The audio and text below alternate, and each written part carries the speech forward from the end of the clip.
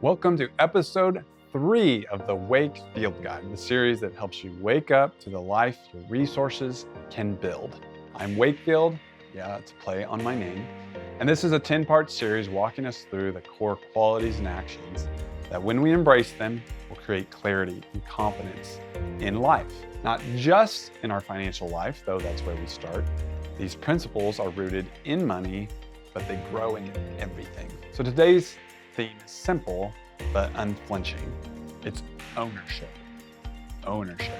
If you don't take full ownership of your financial life, every part of it, you will always feel like a victim. And victims don't take action. They wait, they react, they give away power they may have even already had. So here's a difficult truth. Even if it's not your fault, it's still your responsibility. The job that doesn't pay enough, the student loan that's weighing you down, the employees that are hard to find or will not cooperate, you might be completely justified in feeling frustrated, but justified is not the same as empowered. Extreme ownership is the idea that you're responsible for everything in your world, not because you caused it all, but because if you don't take responsibility, no one will. There's a moment when you stop saying, "Why is this happening to me?"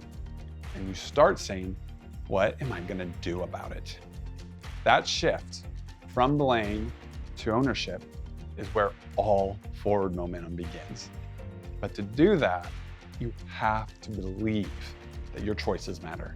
You have to believe that healing and hope is possible, is real, even if you're in a hole. That your next decision carries weight, that your habits do impact and shape your future. If you don't believe that, nothing will change. We also have to fight an enemy within us, which is our ego, which keeps us stuck. Our ego is saying, "This isn't my fault," or "It's too big to fix for me."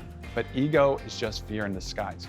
Ownership does take courage. It fights ego and it says, "This is mine now, I will lead it." So now zoom out. What happens when no one takes ownership of a shared space or a resource? It decays.